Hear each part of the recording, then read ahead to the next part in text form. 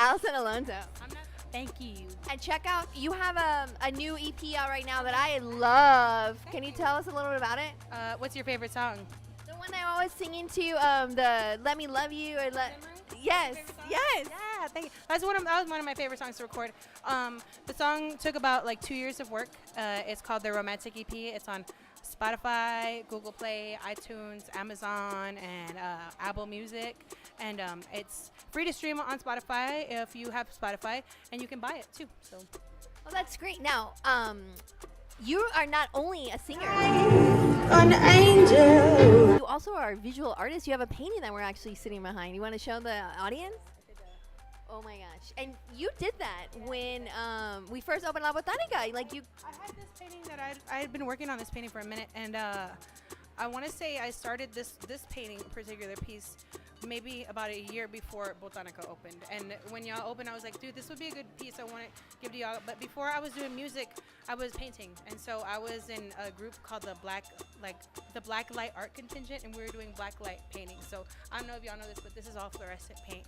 And when you shine a black light on it, it looks like a completely different painting. Yes. That's why the background's black, because the colors just pop out of the flowers. So I love my heart is in black light art. Like, I know it sounds really weird and like trippy and hippie style, but I love black light art. Like, I love fluorescent paints and how they look in the black light, and it is a challenge in mixing them. Like, it is a real challenge. Yeah.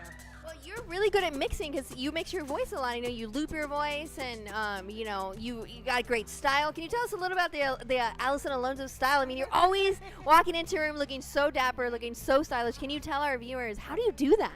I shop a lot at thrift stores. I shop online a lot. I go to ASOS. ASOS is a good app.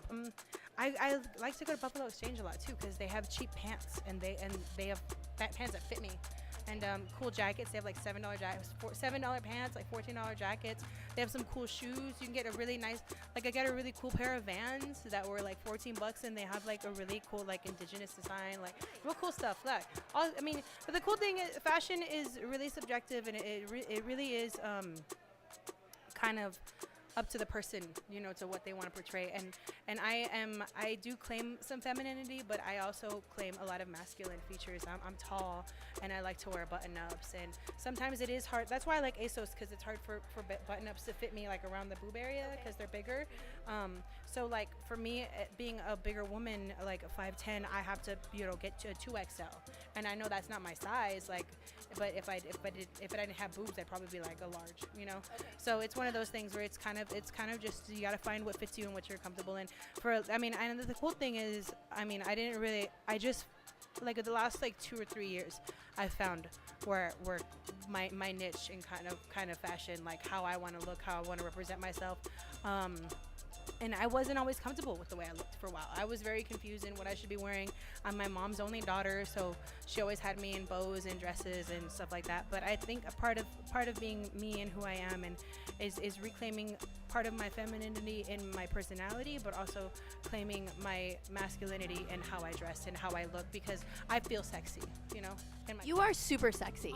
You look sexy. You sing sexy. But I have seen those femme photos that you'll put every once in a while. Long hair. I had really long hair, and I have big boobs, so I would just have long hair and cleavage a lot. That's femme Alyson, is a long-haired, big boob lady like Jessica Rabbit or something. We love all things from here, MangoLuna, and we also love all things on that spectrum. I still have a femme heart. Like, I still very much have a femme heart. I'm like, I love baby kitties, and I love the color pink a lot. I really love the color pink. You have a gold sparkly backpack right now, shiny backpack. Really gold. My favorite. I love it. I'm really geeky too. I'm a big nerd, so I think that plays a lot into my personality and what I wear and stuff like that, and who I decide to represent on my t-shirt and stuff like that. Like, now, one more question I want to ask you. You are so fun to watch on Instagram, on these videos. I mean, even if I didn't know you, like, I would be watching these videos because they're so hilarious. Can you tell us a little bit about just your humor and, like, where's it come from? My mom and my grandma were the funniest women. My mom's still the funniest woman I know, and I got that a lot from her. And my grandma was hilarious. So, like, I mean, my family's just mean and funny, but I'm not so mean. I'm just really funny. So, but I like being funny, and like I'm just weird. That's what it comes from. I mean, now like weird is in, but for a long time I was just weird and it wasn't in. So like now it's working for me. So it's like now people are like, oh, that's working, and they're like, she's weird. That's like, well, I mean, I've been weird, y'all. Like I've been funny. It's just nobody really caught on until I started making more music. I've always just been really, really weird. Well, we really love you. Thank you for doing this interview. Bye bye. Bye bye.